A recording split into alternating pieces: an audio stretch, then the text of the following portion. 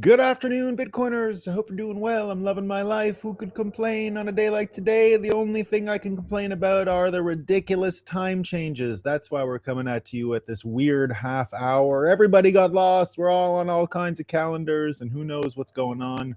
But Dave Bradley is here. He didn't fall for the time change hijinks. He knows what's going on with their ways, with their time-changing ways, those little buggers confusing us. How's it going, Dave? Oh, I'm missing your audio. I think you're either muted or... There we go. Yeah, we love the time change, right? Yeah, so the time change is a really interesting example. It's really like it doesn't make any sense that the government gets to decide what time it is. I've been saying right? that. And it's an example where we have a really important consensus system in time, and we have delegated the responsibility for that to the government, and it's just an example of the kind of mismanagement that you can expect when you delegate anything to the government, right? It's a catastrophically bad decision, right? It's so stupid. I had some AI stats pulled up here just before we started, and the Monday after, heart attacks go up 10 to 24%. Like measurably. Measurably. Yeah. Fatal car crashes are up 6% on the week. Mm-hmm. Strokes are up 8%. And there's an estimated economic cost to the United States of $672 million. Just because. Yeah. And I remember what they said when we were young, because I would ask about it as an innocent kid, innocent kids. Like I would say, well, why do we do this, Dad? And the answer from all those people was the farming.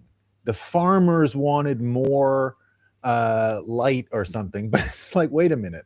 The animals don't exactly operate on an alarm clock. They just get up because the sun is up, and then you have no choice. There's no like business that was helped with this. I can't see any. What different would a farmer say? No. The clocks are different. Animals go back to bed. We gained an hour, didn't you know? Yeah, it's ridiculous. I'm not milking. I get a bonus hour. I'm not milking my cows today. The time's changed. No farmer ever said that. It's just not possible. I don't understand where it came from. To this day, I still don't get it.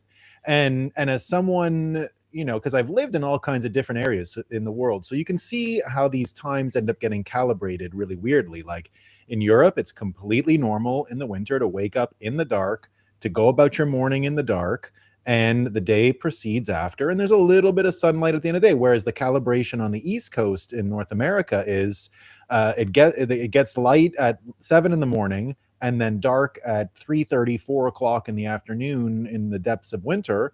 And I could have really used that extra hour at the end of the day, not at the beginning. I would have been much better served at the end of the day.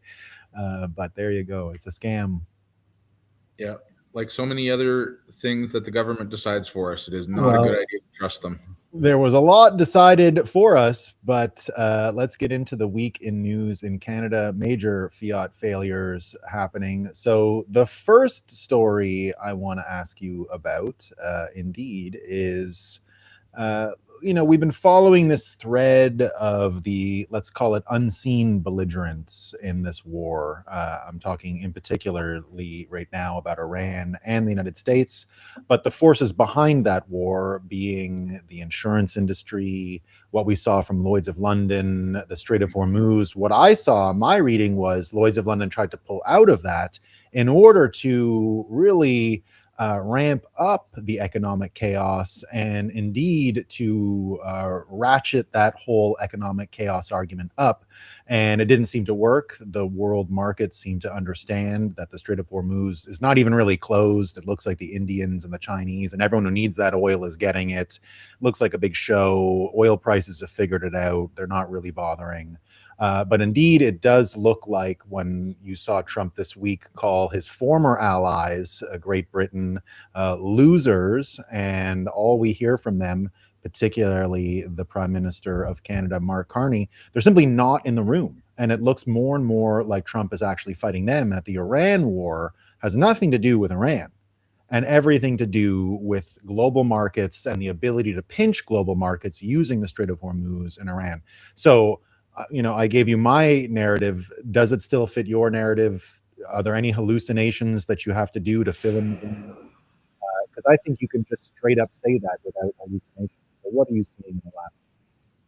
Yeah, so I think it is America versus the U.S. or versus the U.K. It's Trump Mm, versus the City of London, and the IRGC has really just been one of many sort of destabilization pawns that the mm, City of London has around the world. Right, their playbook has always been create two sides and make them fight. mm, And they in the Middle East they created three sides, right? They basically the Persians, the Arabs, and the Jews, and they've been stoking the fires of war for the at least the last 70 years, and they're kind of losing a lot of these power structures around the world. It was the same thing with Maduro. It was one of those power structures. mm. Same thing with the recent cartel boss that was taken out in Mexico. And so they're losing some of these proxy players that they have around the world that become destabilizing forces to keep other forces at bay, and also in a lot of cases are massive sources of illicit money that Mm. goes to fund all of this insane activism that we see, like all these paid protesters across the United States. This money was being funneled out of the U.S. government. It was also being funneled out of international drug cartels and used to The basically fentanyl peddle. cash. Yeah, exactly, the fentanyl cash. And so Trump has taken these proxy tentacles out one by one, and Iran is one of those. And there's no telling how much the Republican Guard has left there. It might be days, it might be years, Mm, mhm. and I kind of suspect that if it was going to fall very quickly, it might already have. But one of the interesting things I think is that with this Strait of Hormuz thing, it almost feels like the City of London fell into a trap here, That's what I'm because they just essentially canceled about half of all global shipping insurance. seeing. And Trump immediately stepped in and was like, "Yeah, we'll take that business."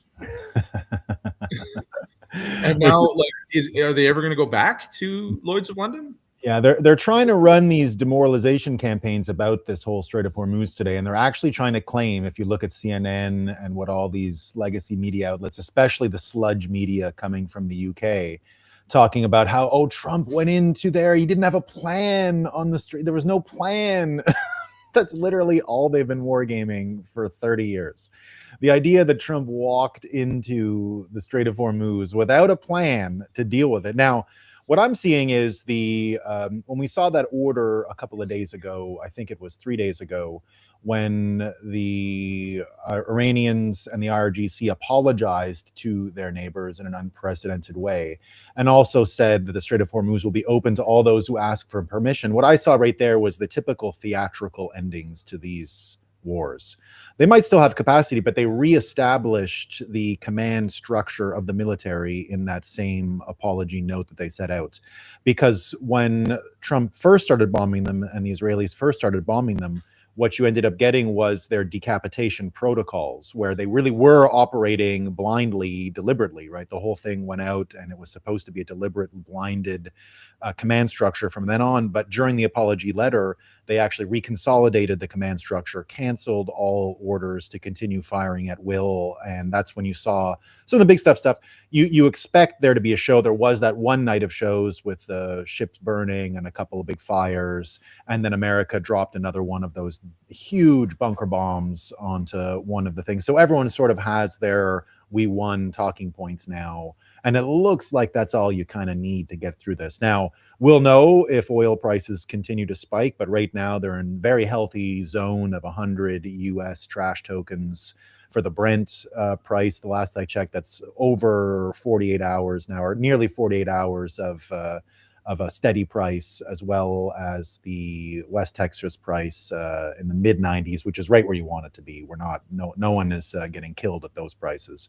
So are we out of it? We don't know. You can't really tell. But if you look at the economic incentives, the people betting on the market, If actual oil prices are a true betting market on where things are headed, it looks like the betting people say we're out of the difficult stuff, and we're into some form of sideways action and oil is flowing. We saw a huge container go through today from India. They asked permission, and it looks like the Iranians, I guess, are even exporting more oil than ever. This is what a scam it is, right? They're like, they've increased. So doesn't look like we're going to have any oil trouble. In fact, it looks like we're going to have now, going back though to Canada's role here and Mark Carney, what did you think when you saw him? First his talking points changed. We support it. Then he went with the international law thing. It's not support. But then after, when he saw enough people pile in, when they started attacking their neighbors, then there was a predicate to be upset about it.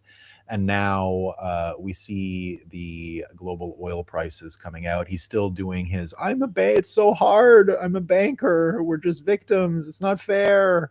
It's so difficult. So he's still going there. So what did you see about his performance and that he's outside looking in? Yeah, I mean, I'm surprised anyone asked him what he thought. Like, it's kind of irrelevant, right? Like,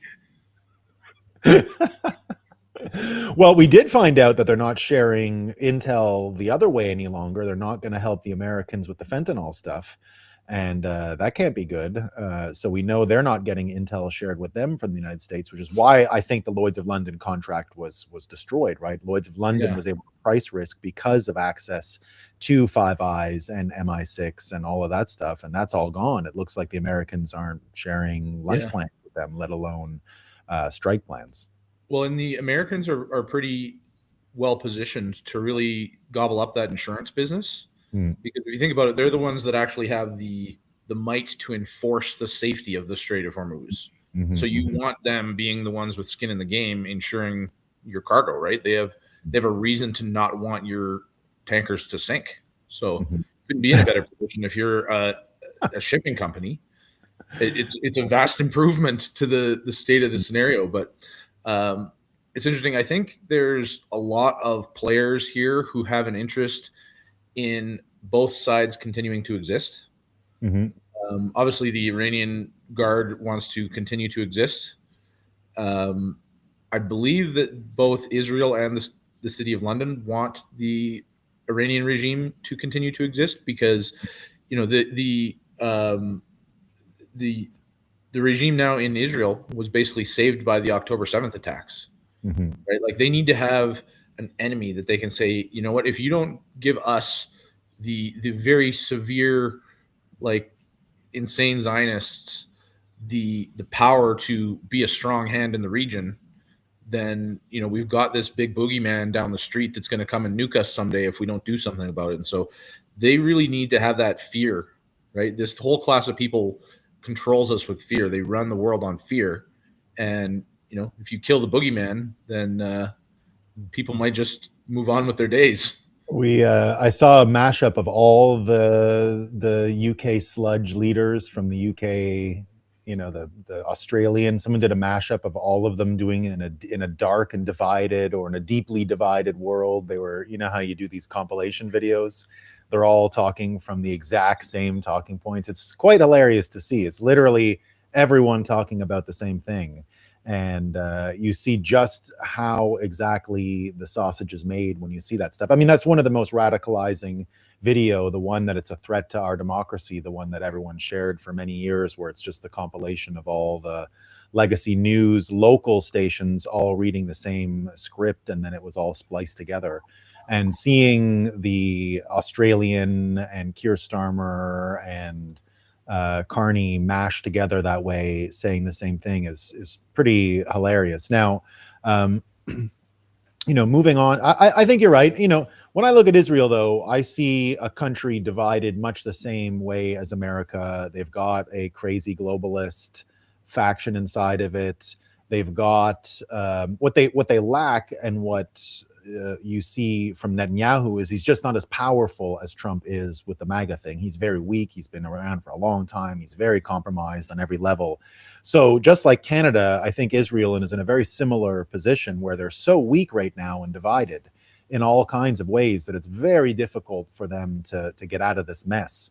And it looks like they're hanging on by a thread with what they've got. So but Canada theoretically had a way out of this, which was energy markets. And we heard for a long time, of course, from Mark Carney and his ilk that there was no market for all this energy. There was no market for the LNG. There was no market. Now, LNG, I didn't understand this, but LNG, unlike oil, doesn't really have a global price, right? LNG is actually totally locally priced. So the American price has nothing to do with the European price, has nothing to do with the Asian price, has nothing to do with the Canadian price. So right now there is a capacity, if you were in the LNG market, to really make a lot of money, because you can have your local price. If it's a little bit less, you're going to get a huge amount of volume instantly.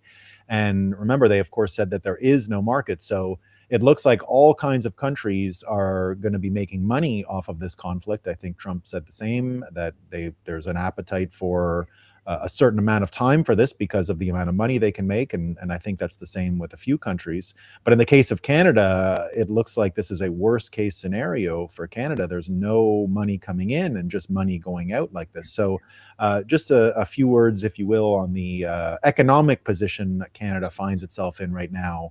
And if you see any avenue where they can make some money off of all this global change. Yeah, I mean, we are a major oil producer, so we do benefit from the increase in oil price. I think that it's kind of ironic when it popped up, because we just had a little mini thing here in Alberta where they just announced the budget with a greater than anticipated deficit because of the fact that oil was low.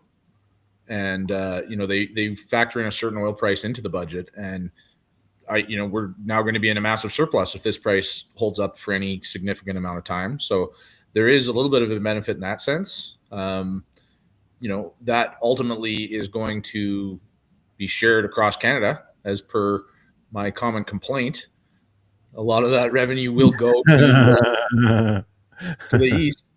So there's a benefit there. But, Canada, I think, is just, every time there's like a global, major global event these days, and Canada is pretty much left out, right? Like we're an afterthought at this point globally, and it's such a departure. You see Stephen Harper going to the G8 is a completely different stature for our country, right? Well, his talking point was so powerful back then, which was the global energy superpower. And that's what drew me. I mean, it was the sponsorship scandal and the sludginess that had come in politics. I had been abroad for years, and when I came back in 2004, the sponsorship scandal was a big deal in Canada, and it revitalized Quebec separation, which had been my only political experience of relevance in my whole life, was the Quebec separation. It sort of was what got me into politics in the first place, because it was, to me at the time, I obviously didn't want it back then. I think I was way more patriotic. And when the sponsorship scandal happened, it made me so livid with liberalism and so angry with these Laurentian elites that's how I ended up working with Stephen Harper. And the idea then of counting Quebec's hydroelectricity in a common pact with Alberta's oil really did sell the image of, and the fact that Canada really could have been way overpowered. We didn't need any more population. We didn't need that to grow our GDP. We could have grown our GDP nationally by making every single Canadian way richer. And we were successful for a number of years. The 10-year mandate that we ended up having really were, according to many, the best 10 years in the history of Canada economically. It's the first time where I felt like our economic cycles were on par with the United States, even better. We didn't have the financial crisis to the same extent in 08 to 09. We didn't have to juice interest rates the same way the United States did. We were raising money, spending money, doing all kinds of entrepreneurial things with reasonable interest rates, not 0% type deals. We didn't have to do any quantitative easing or anything like that. And Canada was rolling. And now you look at it, and the idea of Canada being an energy superpower is the punchline. It's not even it's Yeah. beyond failure, right? Well, So, but now, and I say all that because last week we found out that the Canadian Natural defers oil sands mine expansion, citing regulatory uncertainty. So now you have one of the oldest Canadian oil exporters, one of the oldest Canadian entities in this industry, saying, you know what? We can't even invest in Canada. This is not some Johnny come lately startup. This is royalty in Canada when it comes to oil and gas, saying we literally can't build in our own country. So, when I think of all that, it just leads me to believe that the Ottawa really can't survive if it keeps this up. yeah. I mean, CNRL is, like you say, it's royalty. It's the homegrown major oil company basically at this point. And it's like, if they're not investing, who's going to invest? That's what I mean. Like, if it's not When they, yeah, when they say, and at these prices too, right? So when they say that it's regulatory uncertainty, what they actually mean is that there's no rule of law. Mm-hmm. And that is a very massive part of what makes the Western world an attractive place to do business, and what has led to the prosperity that the entire Western world has built has been the combination of the fact that we live in a high trust society and have always had a high rule of law. And that rule of law is expected to go in both directions, both to the people and the companies that they run, and to the government. And that's not what we've seen, because the government has taken such a heavy-handed approach to anything related to oil and gas, from a ideologically extremist position on climate change.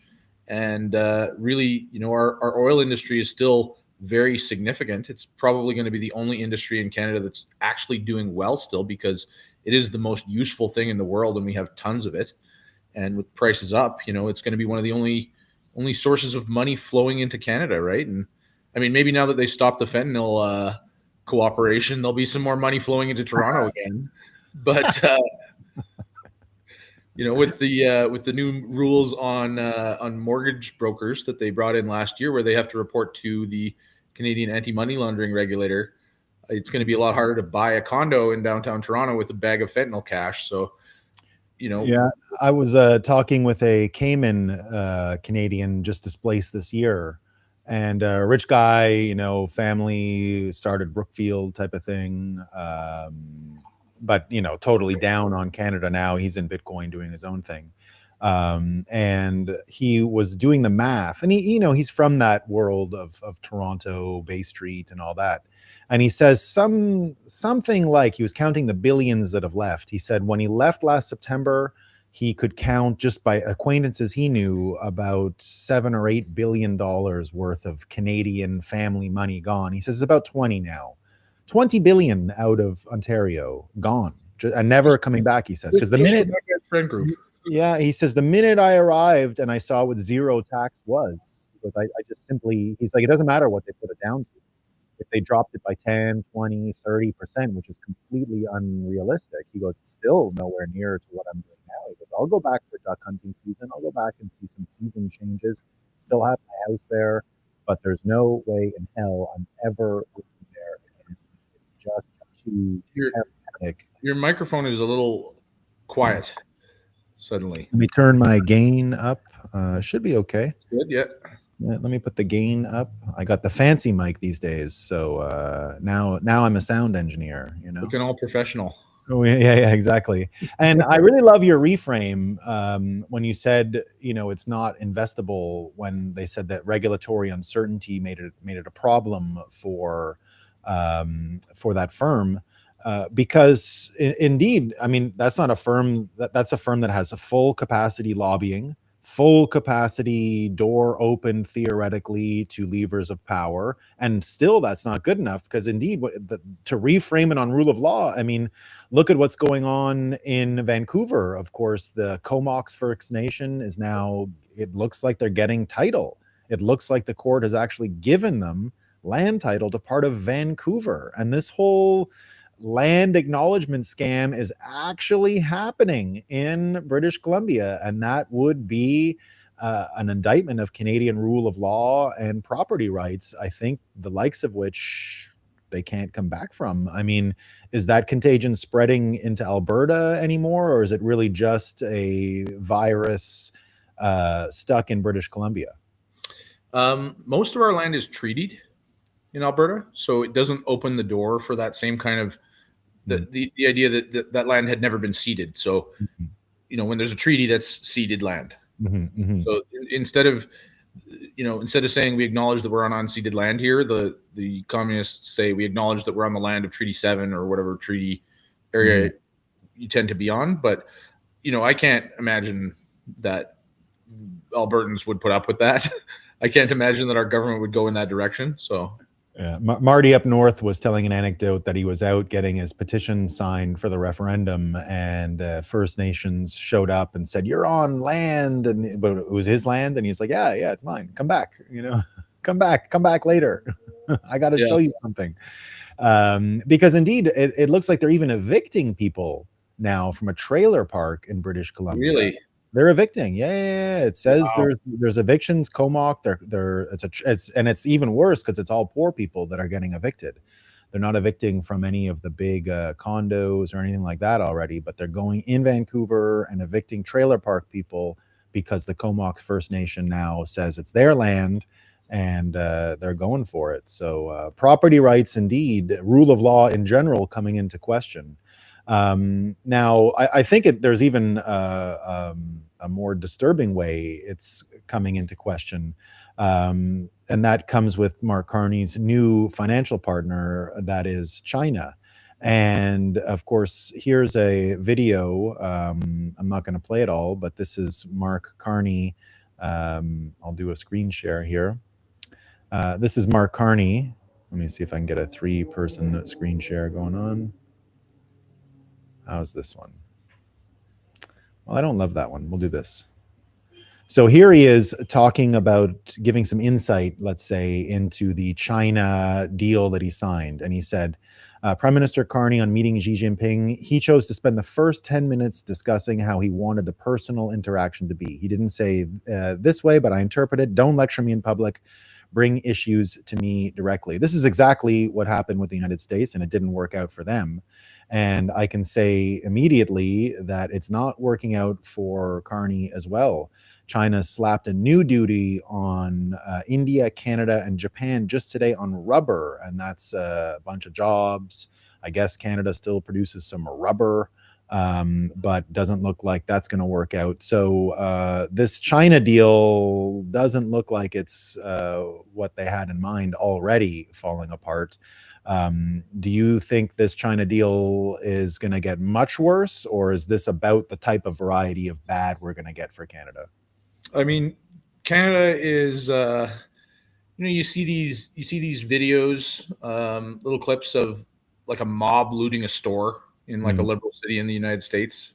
Like that's what Canada is right now. We've got the door open, and we're letting anybody who wants to come in and loot us as hard as possible. And everybody with the levers of power is getting rich. I'm 100% certain that Mark Carney is receiving payouts personally from the Chinese Communist Party. Like, I'm certain of that, and I'll make that claim publicly. And if it's not true, then he should sue me over it. Mark Carney is paid by the Chinese. That's not up for debate. And this money is filtering through our political system. There was another NDP MP that just got rich. And that's true. And that's Arctic business. And that's Arctic. Crossed the floor. And yeah, he's 1 seat away now, or 2 seats away from his majority that he was never elected to. Yeah, this Mark Carney is at the, he's at the front of the mob that is currently looting Canada. And he's the one who opened the door. Look how blatant this is. So he takes a trip, he's got no deal with America, but he goes and takes a trip to Norway this week. He goes to Norway. And what happens in Norway is Brookfield, not Canada. There's nothing Canada needs from Norway. So he goes to Norway, and it's supposed to be a official business for Canada. Turns out Brookfield announced a $2 billion deal while he was there, his own company that he's representing. Canada, I mean, what could we possibly give Norway? The only thing we have that they don't, I think, is maple syrup. And didn't we give them like barrels and barrels of it for something stupid years ago? They got many years worth of stockpile. They got it from the strategic reserve. I forget what it was for, some dumb thing that we did with them. And indeed, here you see him go over there. We get a $2 billion deal, but nothing for Canada. Many people are saying that that's actually what's going on. There is this proxy war between America and the UK and all of their tentacles, but that the UK tentacle people are getting routed and they're really just out there looting because it's not a serious war. They can't even come close to handling the pressure that Trump is throwing at them. They can't come close to taming the American beast. And so they're just trying to get what they can while they can. And I think that it's always been proof. Carney's family lives in the United States. He goes on about a deep and divided world, but like everyone in his family lives in the United States. If it's so dangerous, what are you doing there? So, of course, makes no sense at all. And that floor crossing, I want to mention that a bit too, because we saw Carney here on Reuters just today talking about he unveiled a plan just today to boost Canada's defenses in the giant Arctic region. That comes exactly as this member of parliament crosses the floor. That's from Nunavut, so one of the Arctic that it borders with Greenland. So all the same arguments that apply to Greenland have to apply to Nunavut. It's the exact same scenario. It's the exact same passage. Another one of those choke points. If you look at the choke points in the world, Trump, since he started, has them all. He's got the Strait of Hormuz, well, sort of. He's got the Panama Canal, the Suez Canal. He signed that huge deal with the Malacca Straits in Singapore. There's almost no place in the world now. And if you remember, his first deal that he made was with Argentina. You can see these all consequentially. If he couldn't have gotten the Panama Canal when he first took office, it was very important to hold Argentina because you've got to go around Tierra del Fuego and the Magellan Straits if you're going to do that. So he's been hitting all of these ports that are important, and it looks like he's got them all now. And so when I think about the Arctic and I think about what's going on up there, there's another story today too that Canada's military was in Alaska for training and actually all got frostbite. There's a huge, like, they didn't have the equipment, so they were failed. Like, imagine Canadians, a disturbing report here, disgraceful. 60 troops stationed in Petawawa suffered frostbite during an Alaska training exercise due to low quality equipment. So Nunavut is not a joke, and it's got to be armed. If Greenland has to be armed, then Nunavut has to be armed. And if he's got these Chinese deals, and if it is through skullduggery and palace intrigue, while they can't even keep Petawawa-based soldiers armed efficiently for the Arctic, there's no way this clown show gets to continue. It looks like whatever's going on, Trump's got Cuba next. I can't imagine that Canada continues to just pretend to be this incompetent. You see everyone online calling Canada the global South now. Canada is the global South. At a certain point, America's attention is going to have to turn on Canada. Yeah, I mean, I think we're going to sort it out ourselves before that becomes necessary. I think it's just more of the same. Vast incompetence, no surprise whatsoever. The Canadian military has been non-existent and basically non-supplied for a very long time. I've heard stories from a guy that I know who is in Afghanistan about how they had to get ammo from the United States. Ammo, like bullets. They sent them to war with no bullets.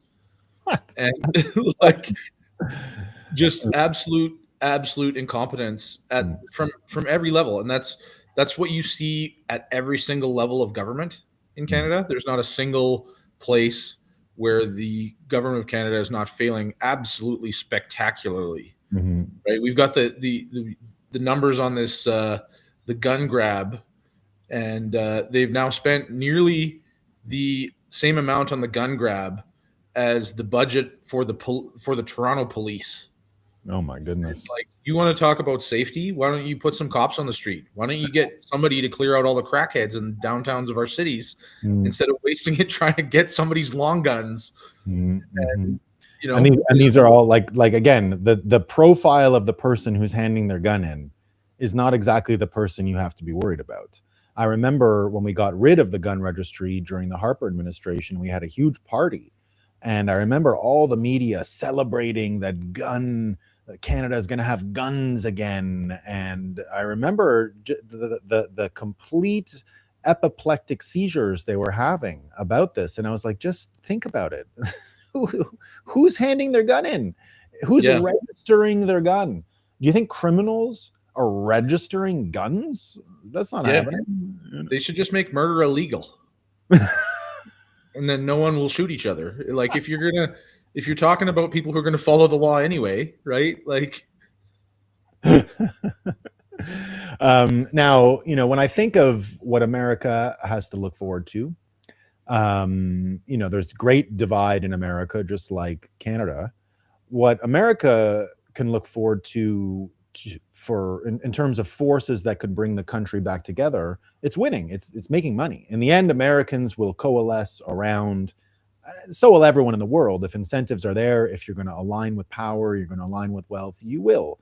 And people will change their mind if there is some power structure there that is functional, that is operational.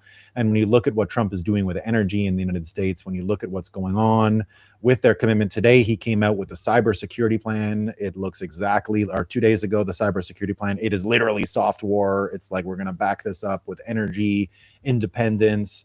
Then they put the modernizing the grid plan on paper as well in the same couple of days here. Where Friday, March 13th, this was 12th and the 11th, where these reports came out.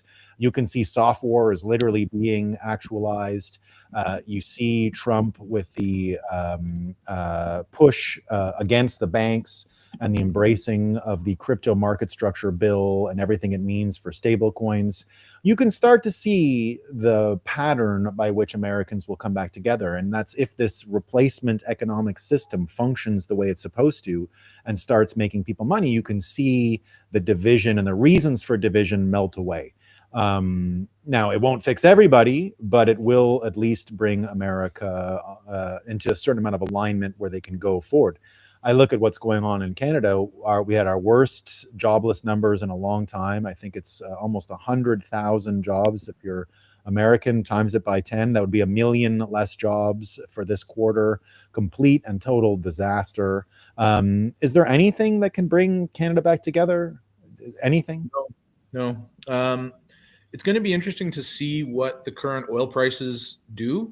I think, obviously, from my perspective, that the Alberta separation movement is the biggest threat to what Canada is at the moment. I think we have a very good chance to pull out, obviously, and when we do, that's going to make the deals that underpin Canada pretty much unviable for everyone else. And so, there's going to be a re-examining of what Canada is very significantly.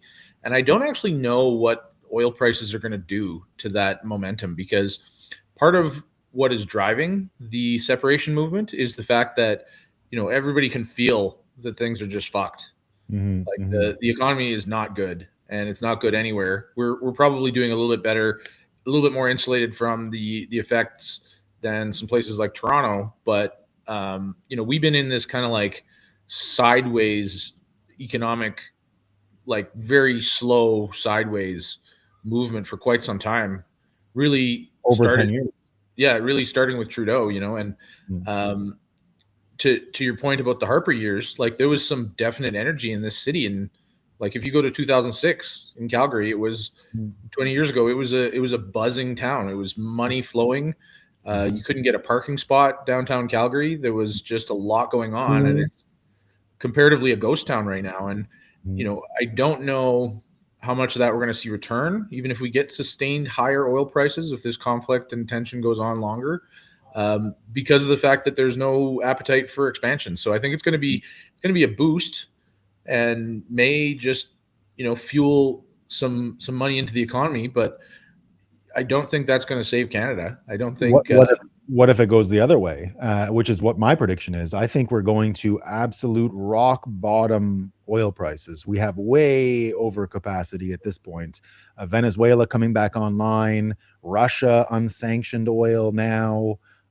Everybody's releasing from the strategic reserves, and we can handle no oil out of the Strait of Hormuz for about 8 or 9 months globally, based on reserves. Just on my back of the napkin math, looking at what I saw from reserves and what can be deployed, and what they have in Korea and America, the NATO or the G7 stockpile. There was enough. There's some other edge cases. That's the Alberta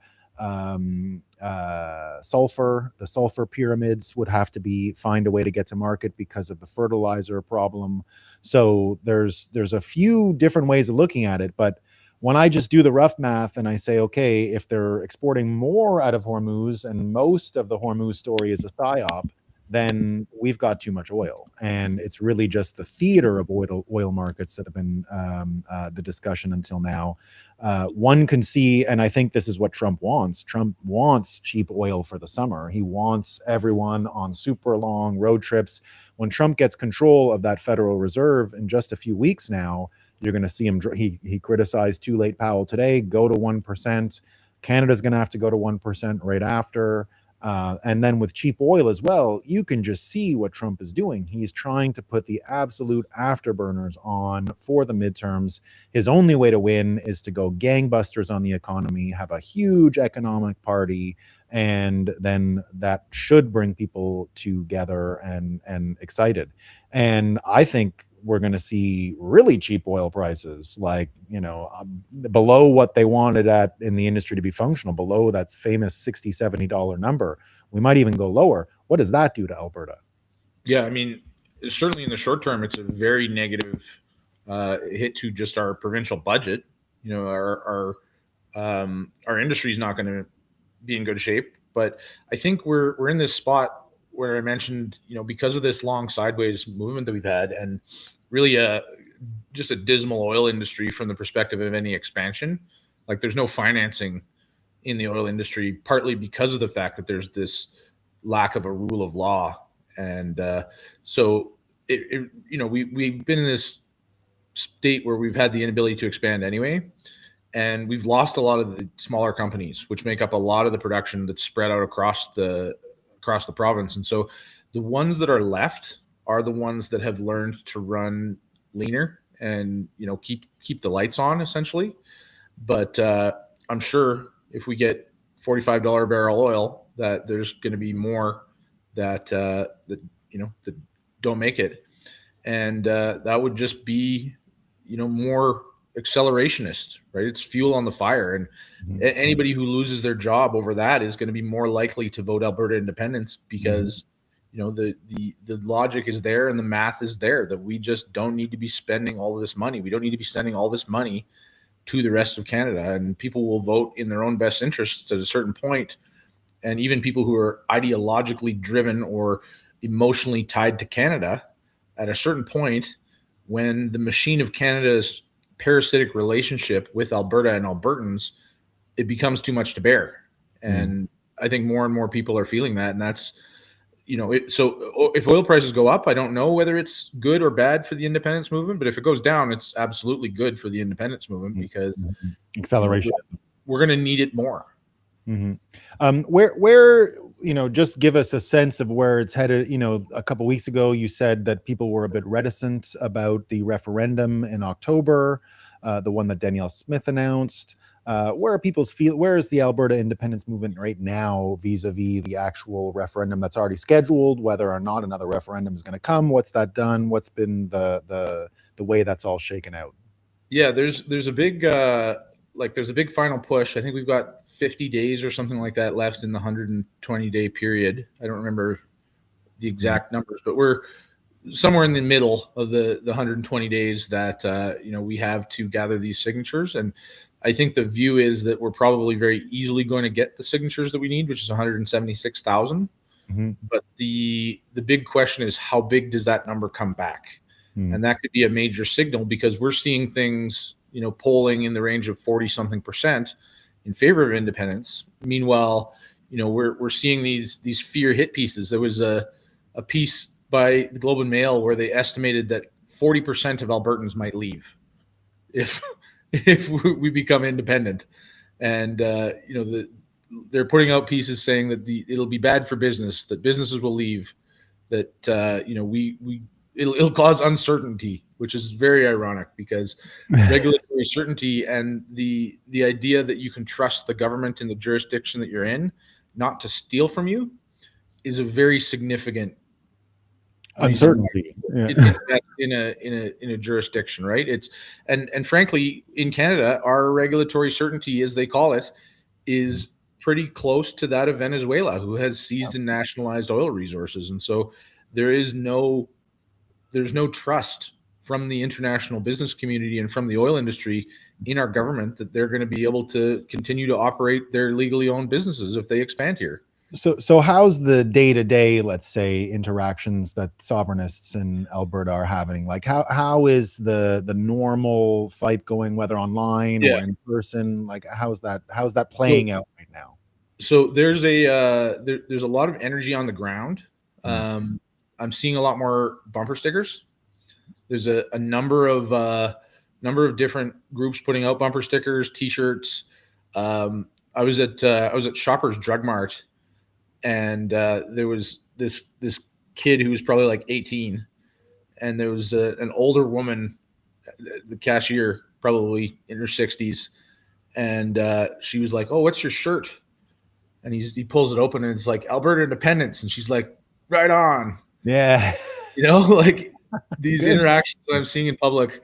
My good friend Madex made all these really great awesome Bitcoin artist, by the way, for those who don't know. Very great Bitcoin artist. He made some really great decals that just say Alberta Independence, and they're in the font of the old Alberta logo that a lot of us really love compared to the new one that some marketing agency came up with at some point. And they're really getting out there because he's dropped them off at a lot of the signing stations, and we've given them out at Bitcoin events and all this stuff. And I've started to see random people with his particular decals. Very cool. And I ran into one of them in a parking lot. So, and how did that interaction go? Just the really cool thing is that literally everybody who is pro independence is just extremely positive, very welcoming. We're all like, we are all like, yeah, we feel this energy. We're all going in the same direction. And then you see these examples of confrontations. This is starting to happen a lot more. There's confrontations between the people who are canvassing for these signatures and just absolutely insane people. Like I got a great meme for you on that, a meme video, and it's someone describing what these interactions are like. And I got two of them for you. I got two of these. So this one is when I make a post about Alberta independence that goes viral and liberals from outside Alberta start swarming in. So I bet you this mimics a lot of the prompt engineering that libtards are having in and all the shit libs about Canada that come in your face with, you can't do that, right? So you see the old bug swarm, right? And it's, here's the liberals coming in, swarming in. They're all excited. Natives own the land, traitors. Alberta can't leave. Yeah. Rise of Alberta admins, patriotic Albertans, memes, facts. Alberta, Canada owns the oil. It's too good. It's too funny. Is that what it's feeling like? Indeed. Yeah. Yeah. And these people that are reacting this way are coming off increasingly unhinged. Mm-hmm. And it's kind of the Overton window moving, and that's been happening for a while, where the radical left is starting to look really crazy to a lot of the people in the middle. I've actually been arguing this for a while, because you see, you hear all kinds of people say that what's happening in America with Iran is really this big op to divide MAGA, because you simply can't have a president that's this powerful. It's what led to the downfall of Nixon. He was just too powerful in 1972. They had to run the assassination op of of Watergate, just like John F. Kennedy, just simply too powerful, too popular, too big of a problem. So you can't have that. And so they're dealt with. And now I've been saying, more or less from the beginning of the fight last year that Trump got into with Elon Musk, which I called kayfabe from day one. I said, I'll bet my bottom dollar this is kayfabe because, of course, it turned into, and I was right, I think, because we saw you're in the Epstein files, and then it led to the biggest conversation we've ever had about ending the Fed. And then it all magically wraps up when we get the Epstein files declassification while Elon comes back and MBS is with him in the White House announcing all these energy plans and everything like that last autumn. So pure kayfabe as far as I'm concerned. And I think you're going to see more. I think that's why the 9/11 tranche was left out, because it's just too much information. You got to keep dripping it down there. You got to keep putting it into the hopper. That's why the minute I saw another statue of Trump and Epstein in the Washington Mall, I said, "Oh, that's the only way they'll ever fall for Trump for Epstein stuff is if it's going to get Trump." And now it's going to get Trump again, and then you get a bunch of people once again, interested. So I believe that this kayfabe articulation tends to explain what's going on and helps show that it's somewhat of theater. Now, when I think of that, this guy's got another one of these videos, because that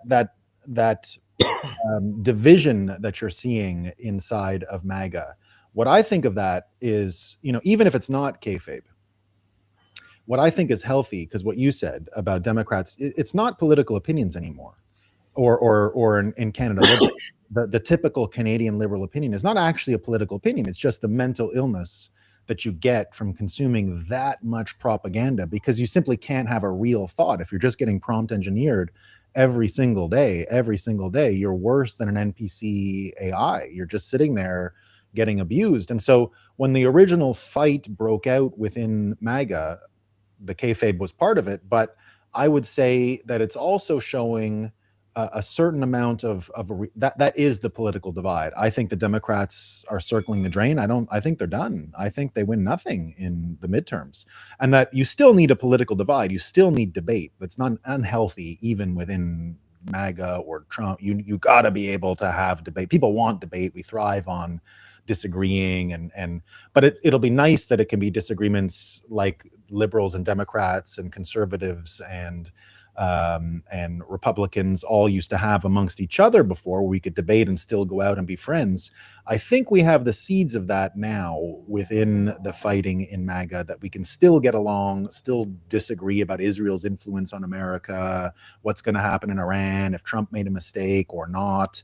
All of those things are important. So when I see this confidence that's coming, that people can debate amongst themselves, and that they can hold two opinions that disagree, to hold two opinions that are in disagreement, but still have this kind of rapport. I think of that as the intellectual change that politics are going through, and I think that will come to Canada. I think this guy's got another meme, I think, that explains the same kind of idea here, and I'll share this one. This is how it feels to make a post about Alberta independence and watch Americans show up to fight in liberals in the I'm gonna turn that off because I'll get criticized. You got all these Americans. Let's go, boys. Let's get them fucking liberals. That's kind of what I'm seeing, is that although there is a divide in politics, there's certain things that bring people together. And I think the Canadian question is one where all of MAGA and all of Trump's supporters and a lot of conservatives, and even now a lot of liberals in America, start to see and are joining in and are going to participate in this conversation. How necessary is all of that it's a conversation around the world? How much does Alberta need this to be something that is supported by other people, not just your own fight, but having the courage to go against all these people with this support? Because, you're going to be in the minority for a few months. I think when Quebec did the 95 referendum, when they first called it, they were only about 20-something% in the polls. And it was very difficult. That was the thing, the cheating that went on. They naturalized 50,000 citizens in Quebec just before the referendum. And the month before, I think they got something like 15,000 instant passports created. So you're going to need this kind of, the division that's in politics globally, the division that's in MAGA, luckily for Alberta, is completely erased. And you get a lot of the support. Is this really important for you guys? I think so. I think it's part of moving the Overton window, because when the independence movement really started to kick off, you had a lot of those people coming out of the woodwork, especially saying, "You're not allowed to do that. You can't do that." Right? And we've still got we've got the Native chiefs showing up and talking to the king, being like, "Help!" Like, and so there is a movement to attempt to box us into the corner and make it seem like this is not a reasonable request. Mm-hmm. I mean, to say that, oh, you can't do that, it's not part of the deal, you don't have the right to self-determination, and we reject that. We didn't ask. We will follow our path and make our own decisions.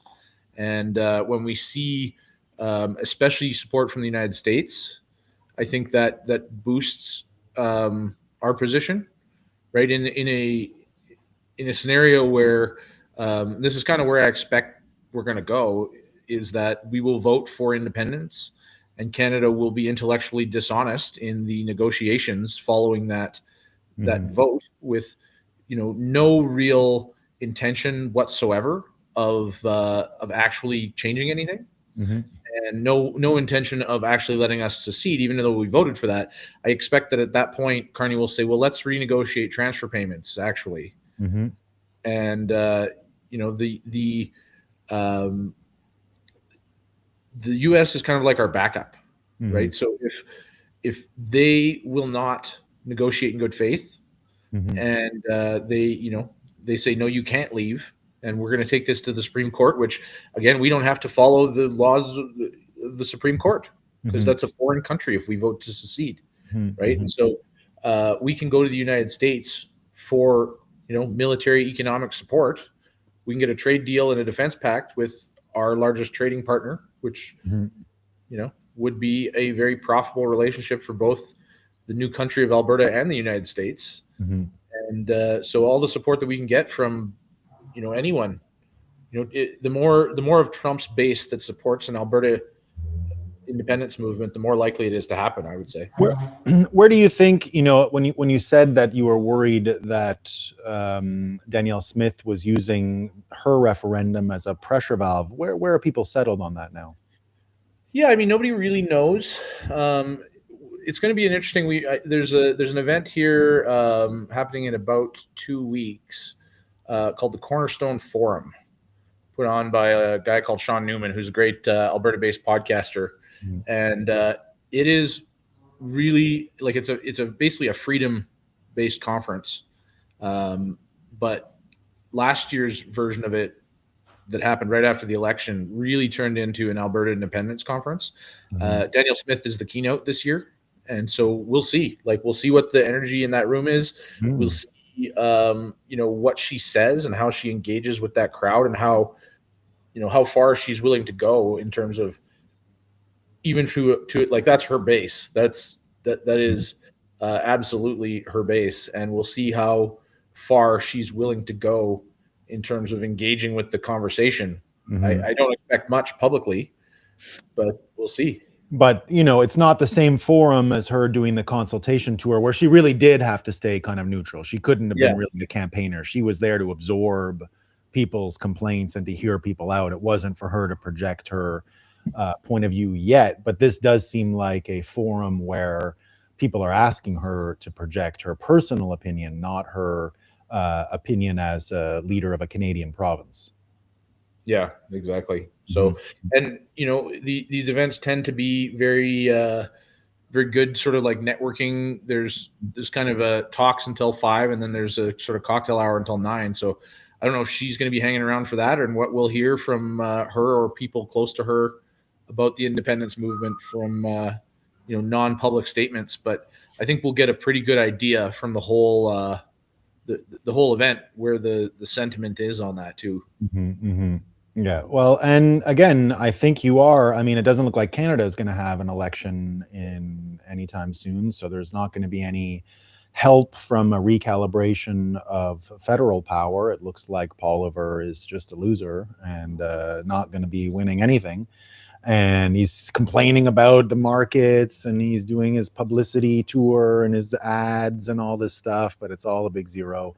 The only help you're probably going to get in Canada is from Quebec and the Parti Québécois, and it looks like they're going to get their government. So indeed, Americans, Quebecers, and Albertans are pretty much the only people ready to fight and evict the disgusting swamp creatures from the city of London from Canada. So we'll see. We'll see. It's an exciting year, though. We love it. We love it. So, what are your plans for the weekend, my man? No, not a whole lot. Probably hang out around here, smoke a few cigars. You love your About cigar? 23 hours a day of vibe coding. Yeah. What are you vibe coding on? I've been trying a bunch of stuff, but mostly I've got a kind of a 3 AI system going now where I'm writing prompts with ChatGPT, Yeah. building websites with Base 44, and then doing all the back end debugging everything with Cursor. So it's the best workflow that I've found so far. Wow. Yeah. Well, I'm going to be starting some live vibe coding in the next little while, so I might call you for some tips, man. I got some. Yeah. I got to get ready for my end of Canada book publishing. That will be, we'll be talking about it at the Bitcoin Rodeo. That's for sure. Yeah. That's for sure. All right, man. Well, thanks for coming. I appreciate it. I always love catching up on Canada with you. I feel like I've been to Canada, like I've been to Alberta, and I can't wait to go again. It's just a few weeks away, really, or a few months, but not that long now. And I'll be with you again in Calgary, and hopefully the place is doing better than when I was there last summer, and there's fewer riffraff around. I don't mind riffraff in most cities, but it just doesn't look good in Calgary. It doesn't suit the city. It's not the city I knew. I bragged about how clean Calgary was. It was the only place that I said was cleaner than my city in Canada, and didn't look that way when I was there last time. So we hope we get it back. Yeah. Awesome, man. Take it easy, dude. Take care. All right, everybody. That's what we got for this week. That's the end of our programming for the week. I hope you all enjoyed it. Not sure, Dale, you in town. Are there any Bitcoin meetups tonight in Calgary, Lee J?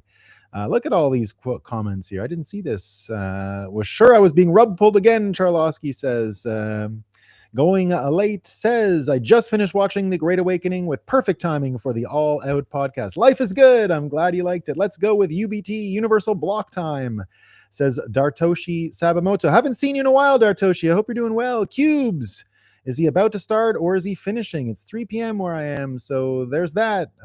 Cubes, I hope you're doing well, my man. Good God, what isn't a PSYOP in this world? Universal basic tamales are not a PSYOP, indeed.